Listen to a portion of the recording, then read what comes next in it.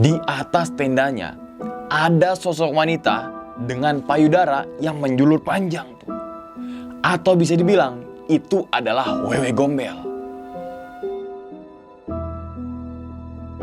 Seketika Yusuf langsung duduk di badan sosok tersebut dan sambil senderan di payudaranya. Besok lo berdua sama Romi turun duluan aja. Gue betah di sini.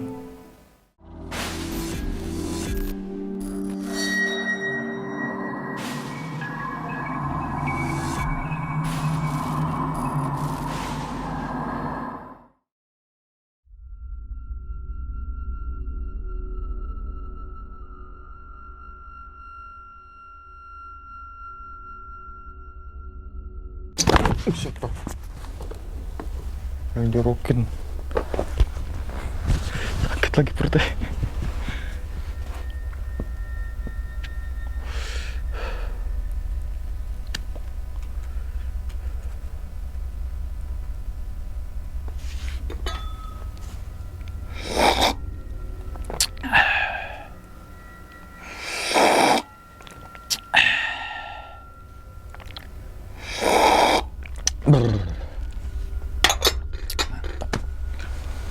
Assalamualaikum warahmatullahi wabarakatuh. Kembali lagi bersama gue Sumar Adi Wijaya atau biasa dipanggil Umang dalam segmen Kisah Mistis Pendaki.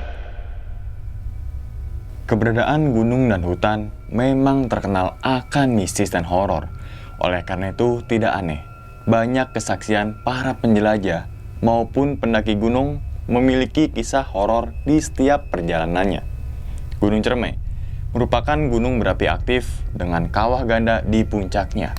Gunung ini memiliki ketinggian 3078 mdpl atau meter di atas permukaan laut dan merupakan gunung tertinggi di Jawa Barat. Secara administratif, Gunung Cermai berada di 3 wilayah kabupaten. Di antaranya adalah Kabupaten Cirebon, Kabupaten Kuningan, Kabupaten Majalengka, Provinsi Jawa Barat. Nama gunung ini berasal dari nama tumbuhan sejenis perdu yang bernama cereme. Penamaan tersebut berasal dari pemerintah kolonial Belanda, dikarenakan banyaknya tumbuhan cerme yang ada di sana. Sejak lama, Gunung Cermai dikenal dengan misteri, mitos, dan juga legenda mistis. Menurut legenda yang dipercaya oleh masyarakat sekitar, konon katanya, di puncak Gunung Cermai terdapat sebuah kerajaan ratu penyihir. Nama ratu tersebut adalah Nini Pelet. Nini Pelet ini adalah tokoh yang merebut kitab mantra asmara, ciptaan tokoh sakti bernama Ki Buyut Manguntapa. Salah satu isi dari ajian dalam kitab tersebut adalah ilmu jaran goyang, yang dikenal ampuh mengikat hati lawan jenis.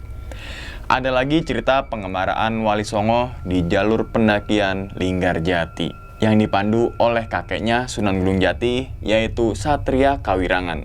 Nama pos yang ada sekarang berdasarkan perjalanan yang dilakukan para Wali Songo, seperti Batu Lingga yang merupakan tempat berkhalwat Satria Kawirangan, dan Pengasinan adalah tempat para Wali Songo saat makan bekal terakhir, yaitu nasi dan juga garam.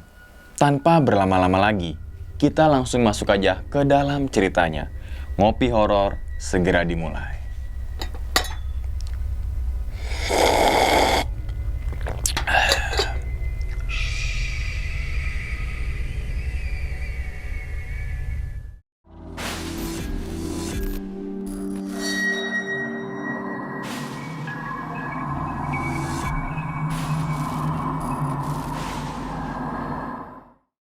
Pada video kali ini, atau pada kesempatan kali ini, gue akan membawakan cerita dari Yusuf ketika melakukan pendakian ke Gunung Cermai pada tahun 2017. Yusuf ini adalah seorang perantauan dari daerah Indramayu, Jawa Barat. Dan pada pendakian kali ini, Yusuf ditemani oleh 2 rekannya yang bernama Romi dan juga si Asep. Sehari setelah Idul Fitri, Yusuf dan Asep bersilaturahmi ke rumahnya si Romi yang kebetulan rumahnya nggak begitu jauh. Saat itu, si Yusuf ini nyeletuk teman-teman semua. Mumpung aku di kampung, naik gunung yuk. Kemana, Sup? Cuaca lagi hujan mulu. Ke Cermai aja yang deket. Dan tanpa pikir panjang, mereka langsung mengiyakan ajakan dari si Yusuf. Singkat cerita, 3 hari setelah Idul Fitri, tibalah di hari H. Tepat di jam 6 pagi, mereka berangkat dari rumahnya yang berada di Indramayu. Menggunakan apa? Menggunakan sepeda motor. Nah, dalam perjalanan tersebut, mereka sempat diguyur hujan beberapa kali. Dan sekitar 4 jam lamanya, sampailah mereka di base camp Linggarjati. Di sini, mereka langsung parkirin kendaraannya dan langsung mengurusi maksi atau mengurus perizinan. Kondisi di base camp sangatlah sepi, walaupun ada beberapa rombongan yang udah naik sejak pagi tadi. Tepat di jam 10 pagi, mereka memulai pendakian. Gak lupa juga berdoa terlebih dahulu agar diberi keselamatan dan juga kelancaran. Trek dari base camp menuju ke pos 1. Jalurnya ini berupa aspal dan disambung dengan trek tanah, serta melewati ladang dan rumah penduduk. Tepat di jam 11 siang, sampailah mereka di pos 1 yang dinamakan dengan pos Cibunar. Pos 1 ini berada di ketinggian 750 mdpl dan merupakan tempat terakhir untuk melengkapi keperluan logistik. Di sini, mereka gunakan untuk istirahat sambil ngisi air terlebih dahulu tuh. Karena jika mendaki ke Gunung Cermai melalui jalur Linggarjati, mata air hanya ada di pos 1. Dan pendaki diwajibkan membawa 5 liter per orang untuk durasi pendakian 2 hari 1 malam. Ketika mereka lagi ngisi air ke dalam dirijen, tiba-tiba hujan turun dengan intensitas yang sangat besar tuh. Dan ketika Yusuf mau ngambil jas hujan di dalam ranselnya, ternyata jas hujannya ada di jok motor. Begitu juga dengan Romi. Jadi cuma Asep yang bawa jas hujan. Lantas mereka berteduh di warung dulu sambil nunggu hujan itu reda. Dan tepat di jam 12 siang, cuaca pun kembali cerah. Di sini Yusuf ngomong, kagak bakal hujan lagi nih mah, cerah banget tuh. Singkat cerita, mereka melanjutkan perjalanan menuju ke pos 2. Trek dari pos 1 menuju ke pos 2, jalurnya mulai memasuki hutan pinus dan membuat suasana menjadi teduh. Dan di pertengahan jalan, Asep ini bilang, kalau capek bilang ya, biar kita berhenti semua, jangan main tinggal-tinggalan. Saat itu, Yusuf dan Jago Romi hanya menganggukkan kepala. Karena kenapa? Karena nafasnya itu udah ngos-ngosan. Jadi buat ngomong aja itu susah. Sekitar 1 jam lamanya, sampailah mereka di pos 2 di jam 1 siang. Di pos 2 ini dinamakan dengan Leuwing Datar, dengan ketinggian kurang lebih 1225 mdpl. Di pos ini merupakan tempat yang cocok untuk beristirahat sejenak. Karena lokasinya datar dan bisa menampung 3-5 tenda. Ketika Yusuf lagi istirahat sambil senderan di pohon, dia mencium aroma yang gak asing, yaitu bau pandan. Saat itu, mata Yusuf langsung ngeliatin dari pohon ke pohon tuh. Karena merasa aneh, Romi ini nanya, lo kenapa Sob? Lagi nyari musang, baunya nyengat banget. Seketika, Asep langsung keinget dengan cerita dari neneknya, bahwa kalau nyium bau pandan, itu ada wewe gombel. Di sini, Asep mulai berpikir, apa iya di ketinggian sekian masih ada tumbuhan pandan? Dan apa mungkin ada binatang musang? Seketika, Asep ini teriak tuh, yuk lanjut jalan lagi, keburu sore. Akhirnya, mereka melanjutkan perjalanan menuju ke pos berikutnya. Posisi pendakian pada saat itu adalah Yusuf di depan, tengahnya ini si Romi, dan Asep paling belakang atau sweeper. Trek dari pos 2 menuju ke pos 3, jalur pendaikannya menyusuri jalur tanah yang padat dan juga sempit. Nah, tingkat kemiringannya pun hampir sama dengan jalur sebelumnya tuh teman-teman semua. Dan tak butuh waktu yang lama, sekitar 30 menit berjalan, sampailah mereka di pos 3. Pos 3 ini dinamakan dengan Condang Amis, yang berada di ketinggian 1250 mdpl atau meter di atas permukaan laut. Dan terdapat shelter kecil untuk tempat berteduh para pendaki. Di sini, mereka langsung melepaskan ranselnya semua dan duduk di akar pohon sambil ngerokok. Berselang beberapa menit, Romi ini mencium bau pandan. Lantas, Romi melakukan hal yang sama seperti Yusuf ketika di pos 2. Mata Romi ini terus ngeliatin ke atas pohon tuh, sambil sesekali lihat ke belakang. Di sini, Yusuf nanya ke Romi, "Kenapa lo, Mi? Bau pandan, Sup? Ada musang kali ya?" Nah kan, apa gue bilang? Tadi di pos 2, gue juga nyium. Namun, saat di pos 3 itu, Asep sama sekali gak mencium aroma dari bau pandan. Setelah dirasa istirahat sudah cukup, mereka melanjutkan perjalanan menuju ke pos berikutnya. Baru aja jalan beberapa menit dari pos 3, tiba-tiba hujan itu turun lagi tuh. Dan karena si Yusuf dan juga Romi gak bawa jas hujannya, akhirnya memutuskan untuk turun lagi menuju ke pos 3 yang terdapat shelter. Langit tampak begitu gelap, serta kabut pun sudah mulai turun. Suara gemercik hujan dan kilat saling bersahutan. Di sini, Romi dan Yusuf menyesal karena lupa bawa jas hujan. Di tengah kabut tebal dan hujan deras, lagi dan lagi, Romi mencium aroma bau pandan tuh. Spontan, Romi ini ngomong, "Fix, ini ada musang nih." "Iya ya, kasihan juga musang kehujanan, mana dingin lagi," imbu Yusuf sambil menahan dingin.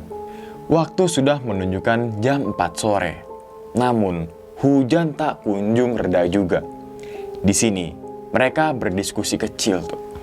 "Kalau hujan belum berhenti sampai jam 5 sore nih ya, kita ngecamp di sini aja," ucap si Acep. Nah, berselang 10 menit setelah Asep ini ngomong, hujan pun berhenti tuh teman-teman semua.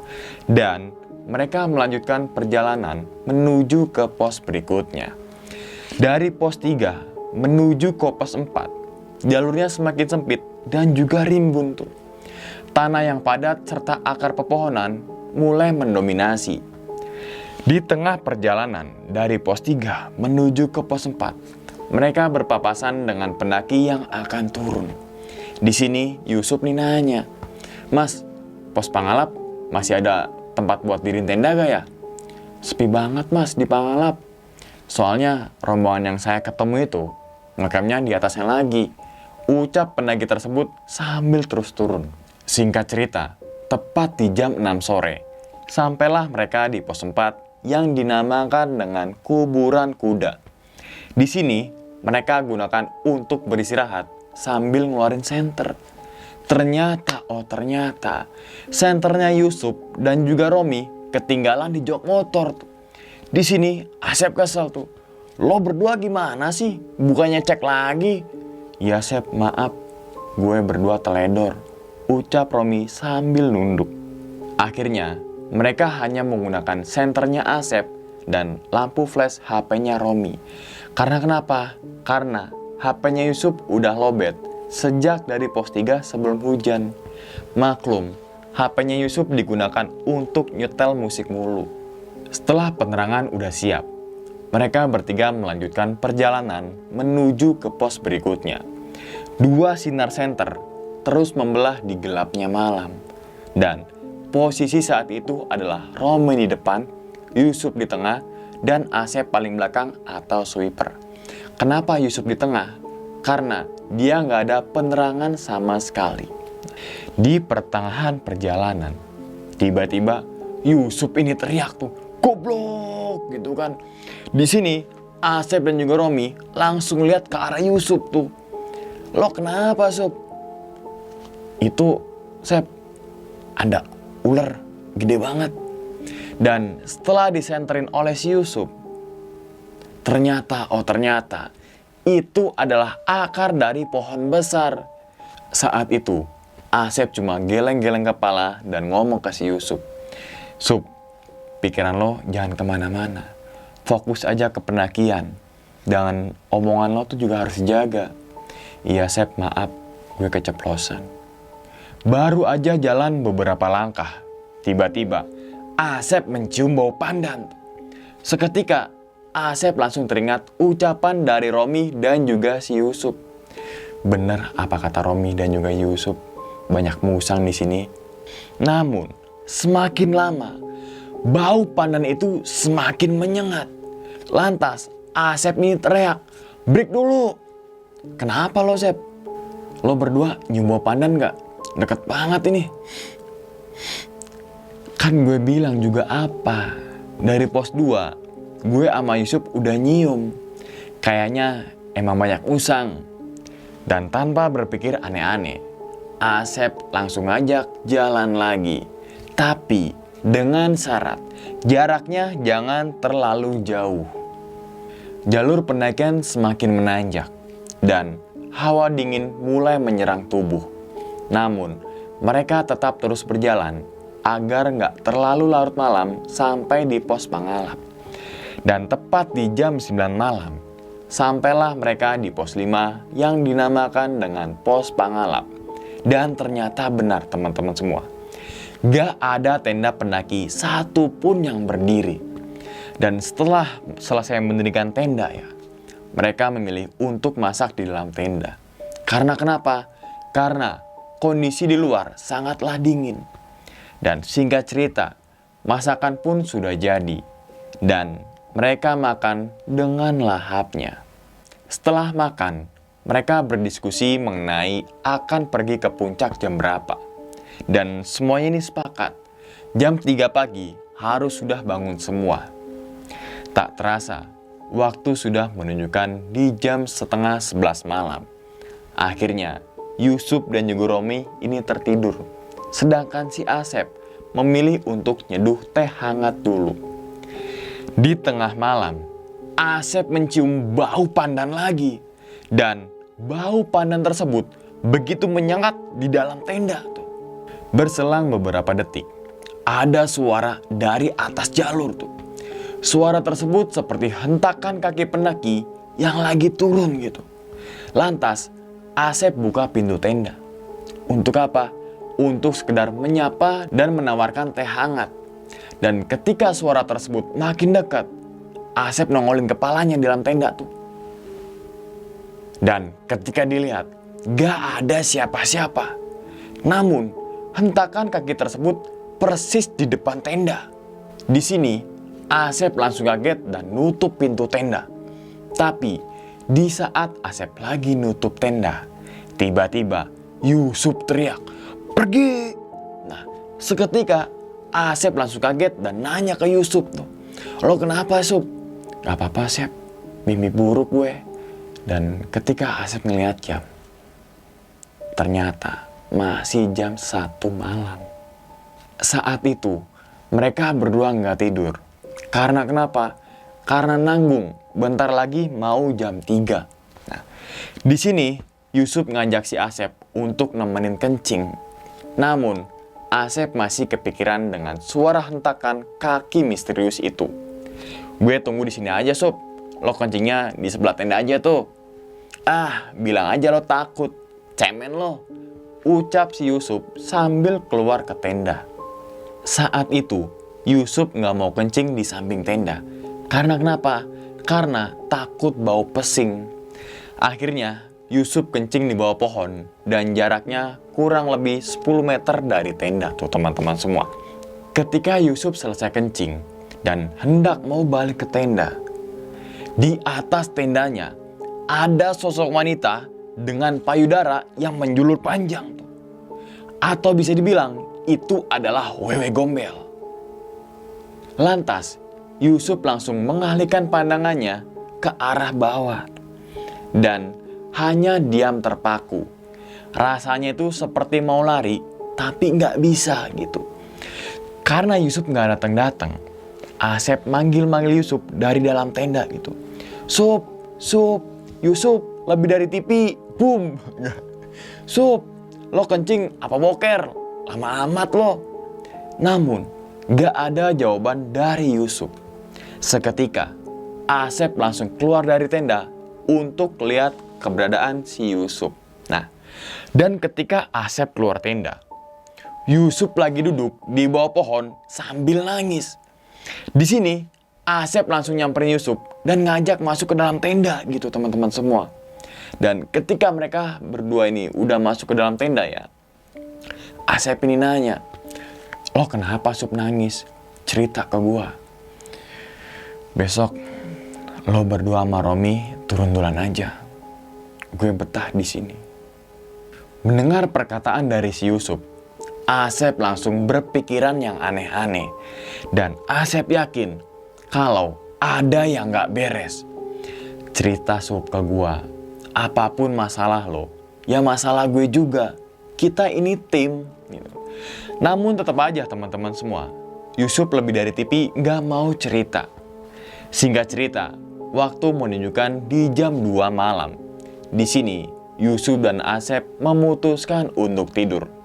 Walaupun jam 3 pagi mereka harus bangun untuk pergi ke puncak. Di saat tidur itulah, kejadian aneh terjadi lagi. Di saat tidur, Yusuf ini mendengar banyak tangisan laki-laki dan perempuan dari luar tenda tuh.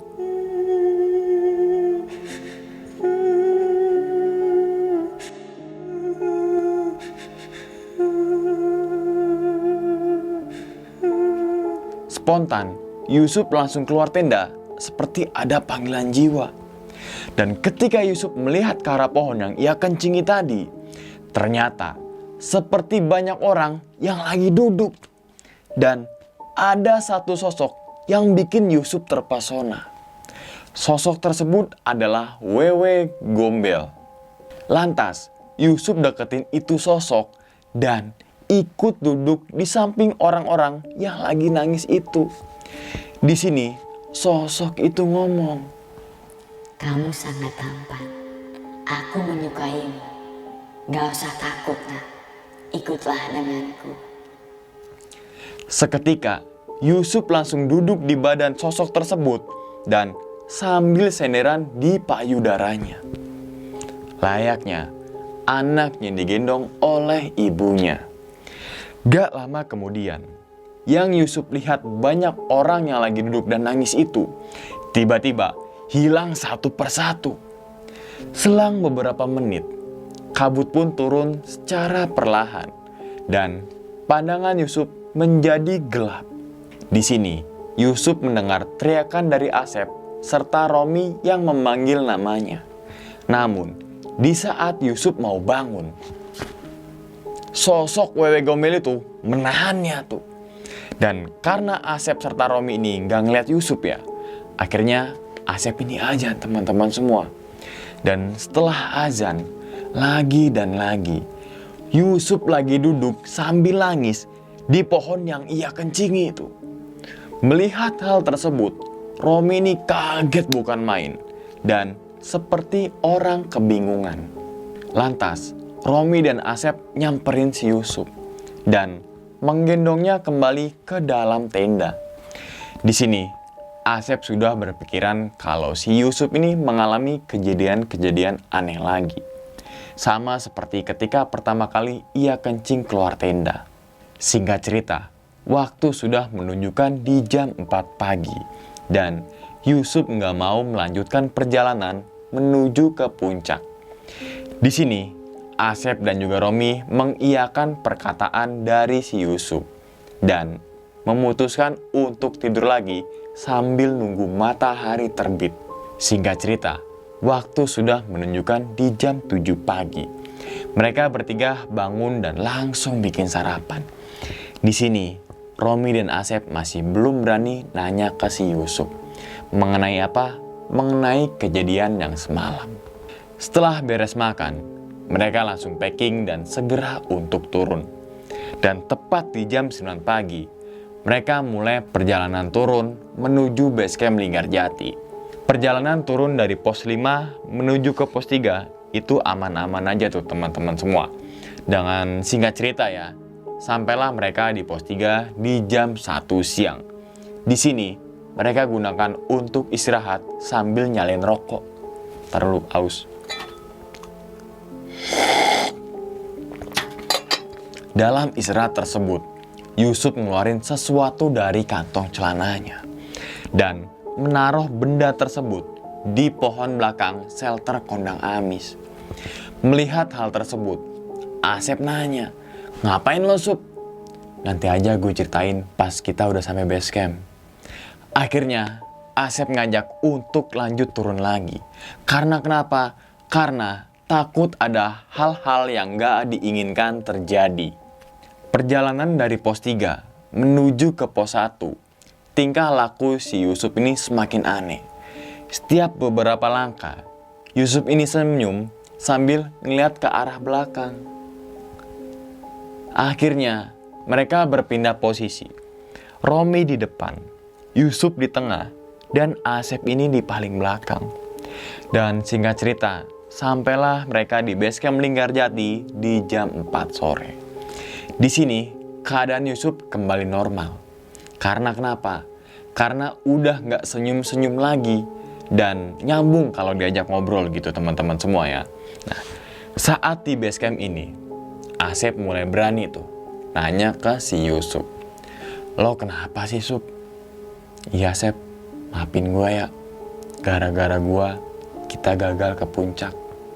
Ternyata saat menduh di pos 3 atau di pos kondang Amis, Yusuf ini ngelihat batu dan langsung masukin ke kantong celananya. Batunya itu seperti batu giok, namun nggak terlalu mengkilat gitu teman-teman semua. Dan Yusuf juga menjelaskan saat bermalam di pos Pangalap. Ternyata saat di tengah malam itu, Yusuf ini bermimpi lagi digendong oleh Wewe Gombel. Dan ketika Yusuf buang air kecil yang sampai nangis dan duduk itu ya, persis banget apa yang dialami dalam mimpinya. Si Asep juga ikut menceritakan tentang apa yang ia alami. Bahwa Asep juga mendengar seperti hentakan kaki dari pendaki yang mau turun. Namun ketika dilihat atau saat dilihat, gak ada siapa-siapa. Di sini Romi hanya melongo aja mendengar mereka berdua cerita. Maklum, Romi gak merasakan apa-apa. Hanya sebatas mencium aroma pandan tok itu aja. Nah, setelah selesai bebenah atau bebersih, akhirnya mereka langsung pulang menuju ke rumahnya masing-masing. Dan alhamdulillah, tidak ada hal aneh-aneh yang terjadi lagi. Itu aja teman-teman semua cerita dari si Yusuf ketika melakukan pendakian ke Gunung Cermai pada tahun 2017 bersama dua rekannya. Apa sih hikmah yang bisa kita ambil ya? Yang pertama adalah persiapan gitu ya. Yusuf dan juga Romi gak bawa senter serta jas hujan. Kenapa bisa begitu? Karena teledor. Solusinya adalah bikin list apa aja yang dibawa ya, yang di print oleh kertas, dan ketika mau packing, cocokkan berdasarkan checklist barang tersebut. Misalkan tulisannya tenda, masukin packing, piring checklist packing gitu ya. Terus saja sampai semua itu terchecklist penuh gitu teman-teman semua. Dan jangan sesekali meremehkan cuaca, karena persiapan dan kesiapan adalah elemen yang paling penting. Yang kedua adalah Yusuf ini ternyata mengambil sesuatu saat di pos 3 Kondang Amis. Ketika kalian mendaki atau bepergian ke alam bebas, ada 3 hal yang harus diterapkan dalam diri kita. Yaitu, jangan mengambil sesuatu kecuali gambar, jangan meninggalkan sesuatu kecuali jejak, dan jangan membunuh sesuatu kecuali waktu. Yang ketiga adalah selalu awali berdoa ketika kalian akan memulai beraktivitas. Dan jangan meninggalkan sholat 5 waktu. Serta pikiran ini harus positif dan harus fokus ke pendakian aja. Jangan sampai ketika nyium wangi-wangian bunga gitu ya, entah itu bunga apapun itu gitu kan, mindset kita ini langsung ke arah dedemit gitu. Nantinya bakal sugesti kita ini akan buruk dan gak bisa fokus ke pendakian. Nah, dan ingat teman-teman semua, cerita dari si Yusuf ini bukan untuk nakutin teman-teman semua nih ketika melakukan pendakian Gunung Ciremai maupun naik gunung kemanapun gitu ya. Tapi ambil sisi positifnya dan juga buang sisi buruknya. Oke, sekian aja dulu teman-teman semua pada video kali ini, dan nantikan video-video gue berikutnya.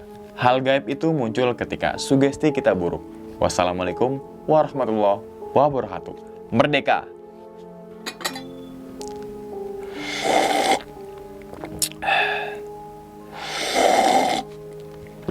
Alhamdulillah.